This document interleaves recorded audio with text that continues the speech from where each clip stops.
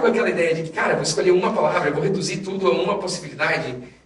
Cara, eu sou um cara aberto para possibilidades. Como que eu vou ter uma palavra só para definir o que eu vou fazer no ano? E com o tempo eu fui percebendo que, independente de você escolher dizer que tem uma palavra só, na verdade, dentro da moldura de um quadro, a moldura de um quadro limita muito o que você pode pintar ele. Mas a tua criatividade é infinita dentro desse quadro. Na verdade, o que a gente precisa muitas vezes para a vida, principalmente quando a gente entende a liberdade que Jesus conquistou para nós, é entender que as molduras que eu coloco, que esses limites que eu coloco, eles me permitem focar naquilo que realmente interessa. Se eu libero para a Martina para pintar a parede da casa, o papai está brincando. Cara, com 7 anos, acho que eu fiz uma vez só isso, né? Eu sou privilegiado, eu ouço histórias de pais. Mas é muito mais legal você pintar na parede da casa do que pintar num quadro. A parede da casa não tem fim, você vai indo e vai pintando e vai indo embora, e aquilo parece que não acaba nunca. Só que, na verdade, a chance de toda aquela liberdade parecer só um rabisco é muito maior do que se você tiver só uma camiseta para pintar sobre ela, uma jaqueta, uma tela. Então isso se chama focar. A gente estava orando e pensando o que a gente vai trazer de novo para esse ano. Tem tantas coisas que a gente precisa, tem coisas que a gente tira conclusões. Mas você sabe, tem aquela hora que você está orando que Deus fala com você. Você sabe disso. Já teve inúmeras vezes. Eu não te julgo se você não usar exatamente essas palavras, porque eu muitas vezes não uso essas palavras para descrever. Eu simplesmente falo, eu senti isso daqui. Eu acho que é isso daqui. E na verdade é Deus falando. Mas parece que a gente dá um carteiraço de uma autoridade que a gente não tem quando a gente fala isso. Eu entendo perfeitamente quando você passa por isso, mas eu tenho certeza que se você orar e pedir por uma palavra, Ele vai te dar uma palavra. E nessa uma palavra, às vezes você vai querer rejeitar ela e procurar uma segunda, mas não esqueça, Ele te deu uma, era aquela primeira, às vezes parece insignificante. E a gente estava vendo, com os tempos passando, mudança de tempo, a gente entrando numa época que a internet está sendo bastante interferida.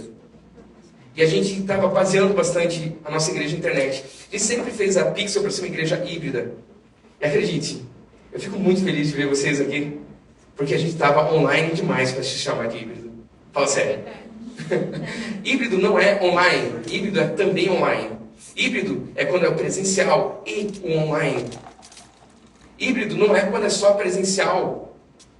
Porque se você não está acompanhando online, daqui a pouco você fica bravo que não te avisaram que tal coisa ia acontecer, só que aquilo foi avisado. Só que você não estava online participando da comunidade junto.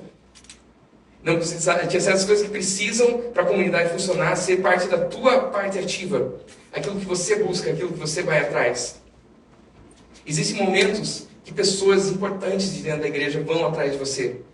Porque elas sentiram que precisavam de alguma coisa.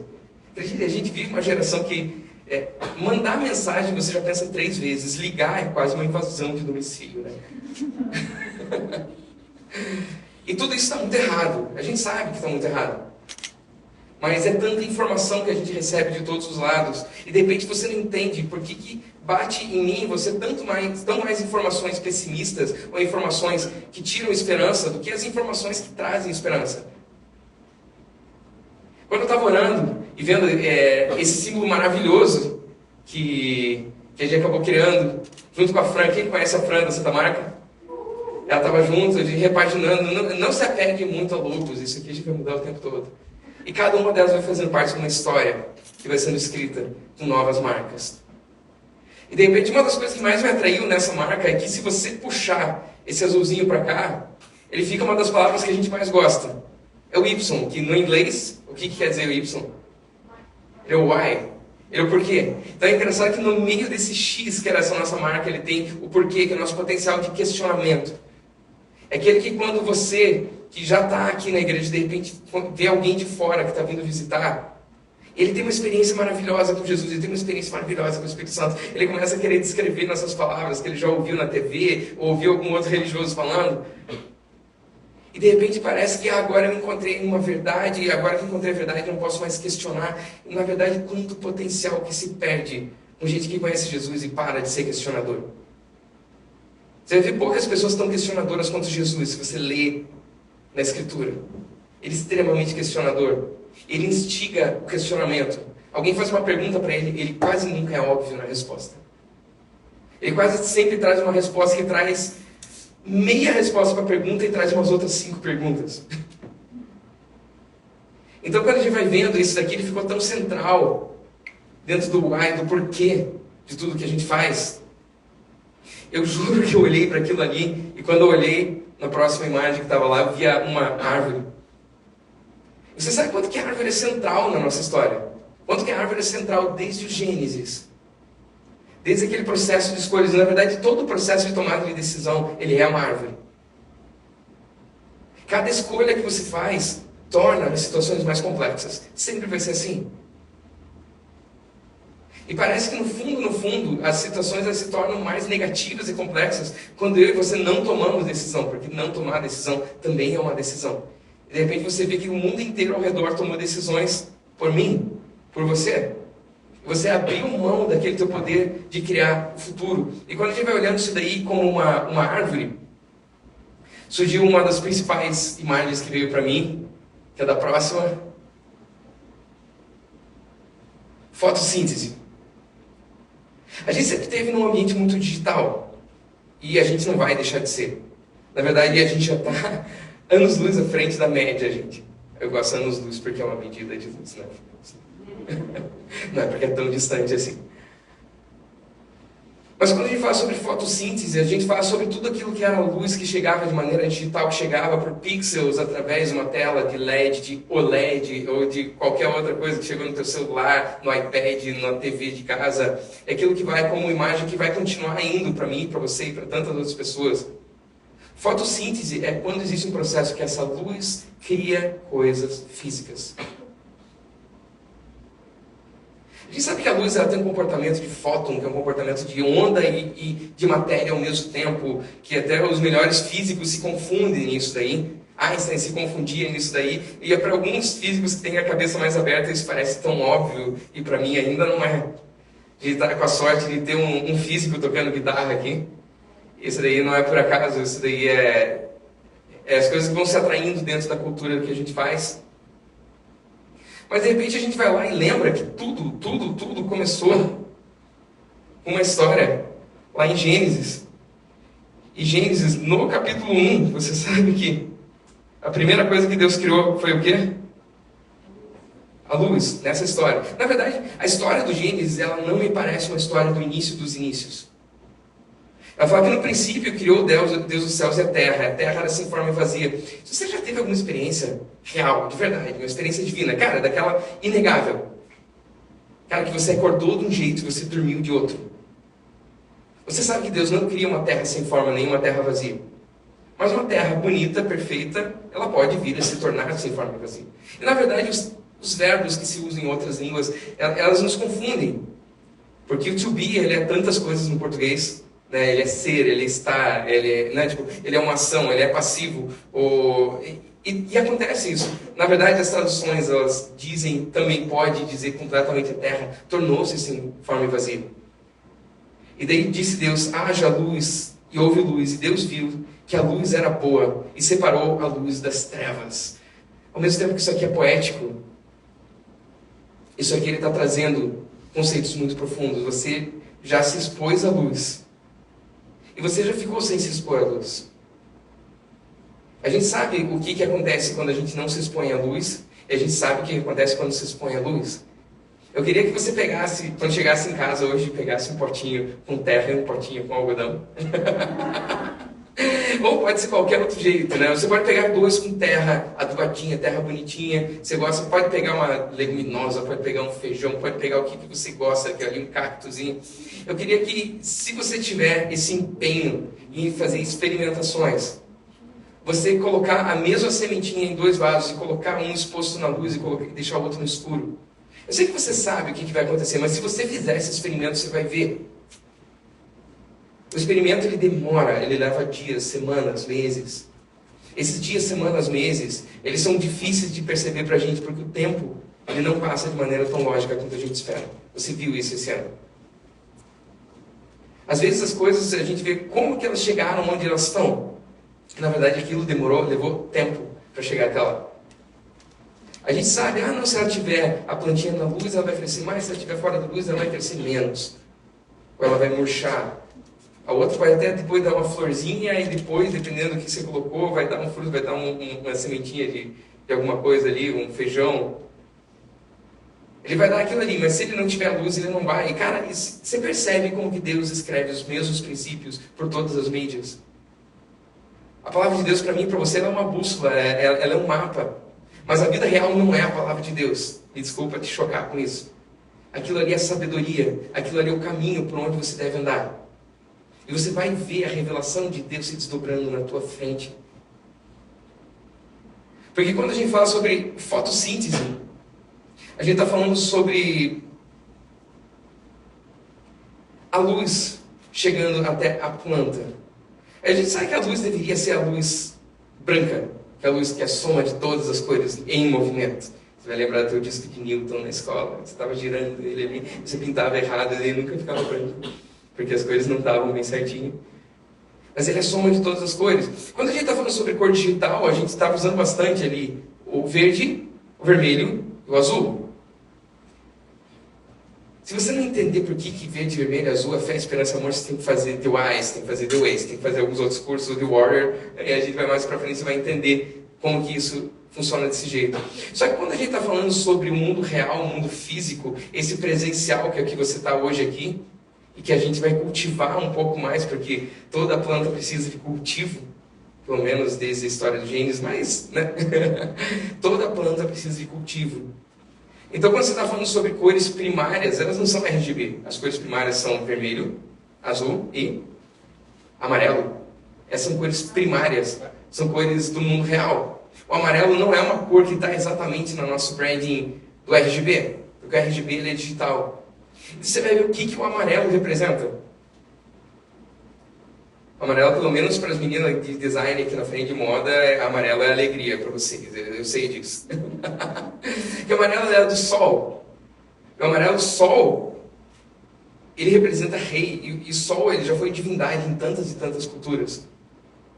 E não acredite que essa história do Gênesis, que Deus criou a luz e daí começou a colocar ordem nas coisas, tira essa revelação de divindade que vem com o sol. Então, quando você está falando sobre sol, sobre amarelo, sobre sol, você fala sobre rei. Você fala também o amarelo do ouro, que é sobre riqueza, e o ouro na Bíblia quer dizer sabedoria, porque a sabedoria vale mais do que o ouro. Então, quando essa luz ela chega até a planta, ela vai naquele cloroplasto, que a partir dali que ela começa a fosforilação, ela gera energia, ela gera açúcar, ela gera matéria-prima. Na verdade, a base de toda a cadeia alimentar, se você pegar, em última análise, a base da cadeia alimentar é o sol. A base da cadeia alimentar não são os vegetais, é o sol. É ele quem dá vida para as algas, é ele quem dá vida para as plantas. É ele quem faz com que a planta possa pegar o gás carbônico e transformar em oxigênio para o teu ar.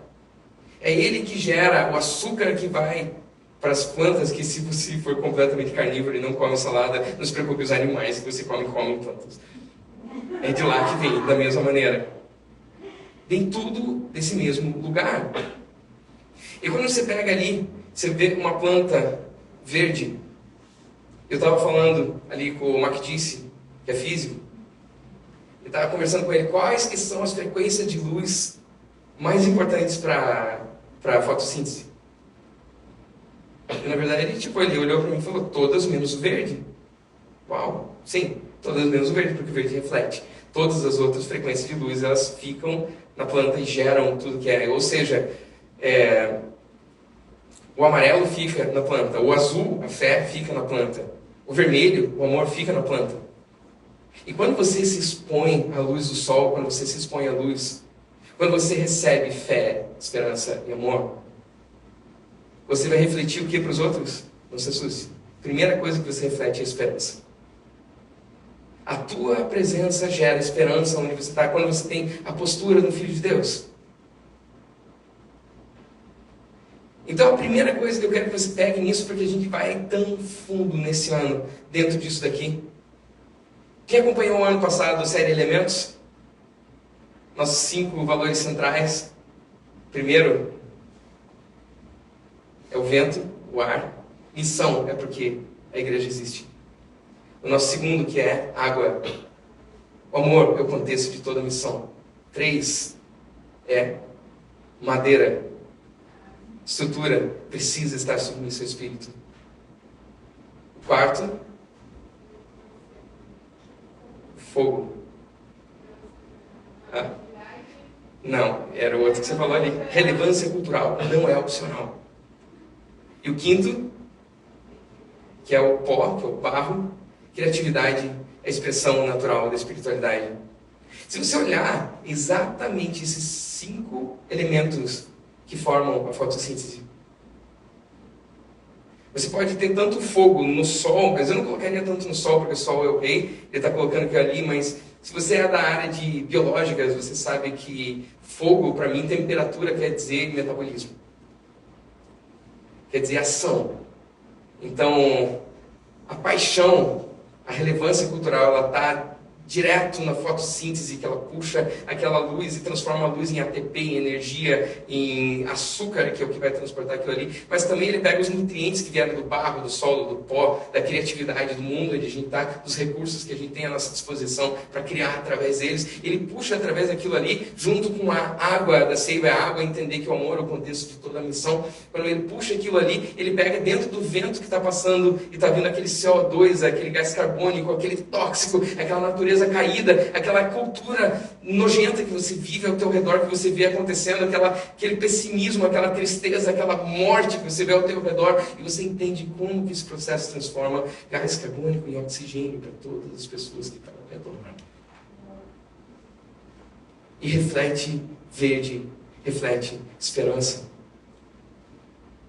Quando a gente fala sobre fotossíntese, necessariamente estou falando sobre crescimento.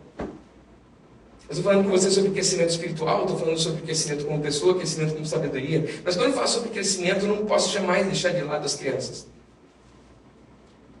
Então, ao mesmo tempo que a gente coloca em primeiro lugar nesse ano o ensino, onde a gente vai disponibilizar todos os cursos, isso não está matematicamente, financeiramente, totalmente definido ainda, porque ainda tem esse mês para a gente fechar essas coisas. Mas a gente vai fazer um grande programa para o ano inteiro que vai chamar Pixel School, onde todos os cursos eles vão estar com mensalidade, a tua fidelidade vai refletir num rebaixamento de todos os cursos e poder participar em todos eles. Pixel College é algo mais para o futuro, gente. Esse é Pixel School, onde ele contempla The Why, ele contempla The Way, ele contempla Dream Big, ele contempla The Warrior. E outros cursos que a gente está fazendo ali, então você pega só o Why, Way, Warrior, nosso curso WWW, esse é o nosso combo inicial do que a gente está sempre construindo. Mas quando a gente fala sobre Kids, a gente está se preparando, não sei se a Gabi chegou a trazer o livro dela, acho que ela não trouxe. Ela não trouxe a capa do livro, eu tenho ele no digital. Eu só tenho livro digital, gente, eu não consigo emprestar. Eu preciso emprestar minha senha da Amazon, eu não vou te emprestar minha senha da Amazon. Desculpa. Mas é o Criança com C, que a família do Theo Hayashi desenvolveu para cuidado com crianças. É a maneira que a gente vai fazer, porque a gente está fazendo presencial hoje, era para a gente estar num outro lugar, que a gente estava fechando o aluguel.